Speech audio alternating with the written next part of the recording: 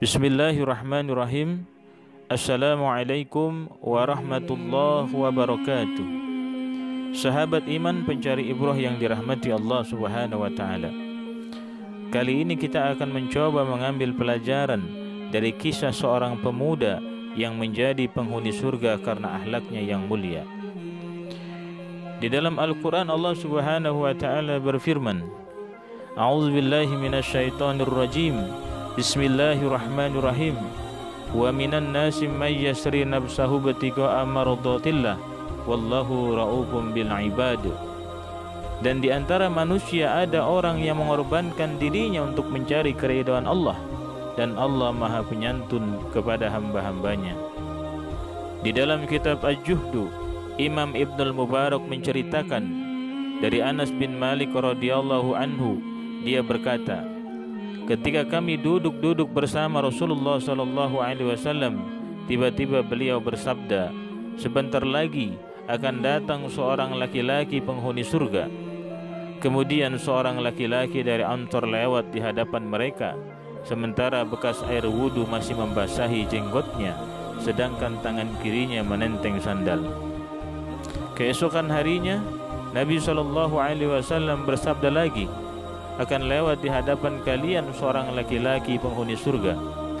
Kemudian muncul lelaki kemarin dengan kondisi percis seperti hari sebelumnya.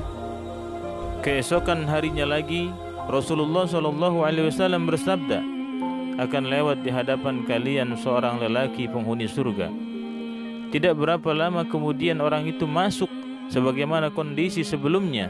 Bekas air wudu masih memenuhi jenggotnya, sedangkan tangan kirinya menenteng sandal. Setelah itu Rasulullah SAW bangkit dari tempat duduknya, sementara Abdullah bin Amr bin As radhiyallahu anhu mengikuti lelaki tersebut. Lalu ia berkata kepada lelaki tersebut, aku sedang punya masalah dengan orang tuaku. Aku berjanji tidak akan pulang ke rumah selama 3 hari. Jika engkau mengizinkan, maka aku ingin menginap di rumahmu untuk memenuhi janjiku itu. Lalu dia menjawab, silahkan. Anas bin Malik radhiyallahu anhu berkata bahwa Abdullah bin Amr bin As radhiyallahu anhu telah menginap 3 hari 3 malam di rumah lelaki tersebut, tidak pernah mendapatinya sedang qiyamul lail. Hanya saja setiap kali terjaga dari tidurnya, ia membaca zikir dan takbir hingga menjelang subuh, kemudian mengambil air wudu. Abdullah bin Amr bin As radhiyallahu anhu juga mengatakan, saya tidak mendengar ia berbicara kecuali yang baik. Setelah menginap 3 malam, saat hampir saja Abdullah bin Amr bin As radhiyallahu anhu menganggap remeh amalnya, ia berkata, wahai hamba Allah, sesungguhnya aku tidak sedang bermasalah dengan orang tuaku. Hanya saja aku mendengar Rasulullah SAW selama 3 hari berturut-turut di dalam satu majelis, beliau bersabda, akan lewat di hadapan kalian seorang lelaki penghuni surga. Selesai beliau bersabda, ternyata yang muncul 3 kali berturut-turut adalah engkau. Terus terang saja, saya ingin menginap di rumahmu ini untuk mengetahui amalan apa yang kau lakukan, sehingga aku dapat mengikuti amalanmu. Sejujurnya, aku tidak melihatmu mengerjakan amalan yang berpahala besar.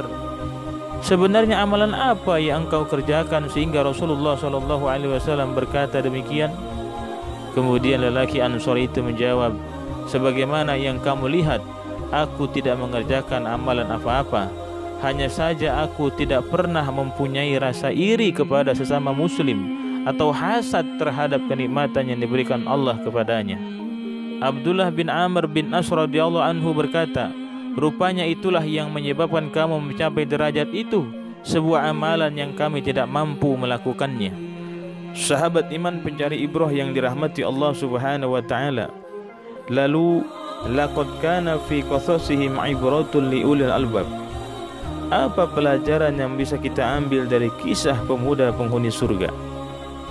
Yang pertama, kita harus menjadi seorang mukmin yang mampu menjaga lisan kita untuk selalu berkata baik, yakni yang tidak pernah mencaci maki orang lain, memfitnah, menggibah, dan menyakiti hati orang lain.